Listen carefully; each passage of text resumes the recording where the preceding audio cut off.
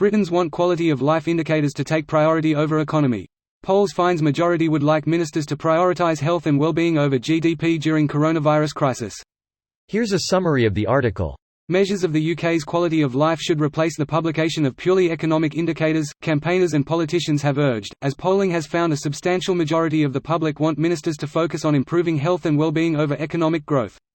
A YouGov poll has found 8 out of 10 people would prefer the government to prioritise health and well-being over economic growth during the coronavirus crisis, and 6 in 10 would still want the government to pursue health and well-being ahead of growth after the pandemic has subsided, though nearly a third would prioritise the economy instead at that point.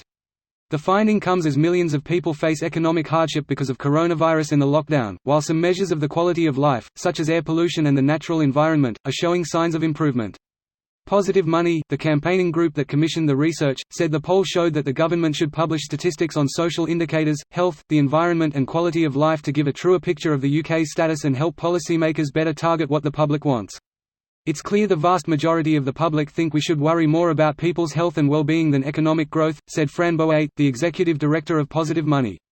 The focus on GDP means economic growth can take place at the expense of the environment, and people's quality of life, without any of the resulting damages ever being taken into account, the report argues. Leading economists have called for governments to look beyond GDP, and some countries have begun to publish a broader suite of well-being indicators as a result. This post received a score of 33,000, with an upvote ratio of 92%. Here are the top comments in response to this article. Boris is up approximately 18 points, you're sending mixed signals UK. Governments tend to go up in polls during a crisis. Trump's numbers have gone down. Edit, I don't think these polls are weighed equally on this site. Right or wrong, I think this gets my point across better. Thanks for the helpful comments. To be fair, he originally went up and then people kinda realized some things. Yeah, that's very typical of crises actually. Initial bump followed by a return to normal or even overall decrease if people feel it's handled poorly in hindsight. It's not typical. He barely budged with impeachment, and he barely budged after corona. BJ is up 10 to 20 PTS. Trump has so thoroughly divided the country that there is basically no one willing to stand with the other side regardless of the severity of the issue. Bush got like 80 to 90% approval after 9/11. I think BJ getting corona helped. Broke the ivory tower effect. And it made him take it seriously as well. He's still terrible, but he stepped up in that part at least. This is parallel with what Andrew Yang was pushing for, where riding a century-old measurement off a cliff, Andrew Yang tears into GDP as an outdated metric for calculating economic growth. Ultimately, he says it is better to have quality-of-life metrics aligned with economic rewards, and to consequently make a new national scorecard. I completely get behind this way of thinking. I don't get how anyone wants GDP more than a nice lifestyle. People are so easily manipulated to vote against anything that actually would help people.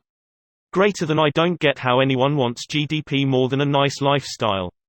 Because some people already have a nice lifestyle, and some people have a really nice lifestyle, fueled mostly by a strong GDP. Greater than some people have a really nice lifestyle, but how am I supposed to enjoy my nice lifestyle if some other guy has his own jet? Compare yourself to the person who risks dying of dysentery instead of being able to procure fresh drinking water out of a magical hole in the wall? I get the joke though. I want a tank. That's because the majority aren't uber wealthy and at risk. Unfortunately, those are the people who have all the influence over policy.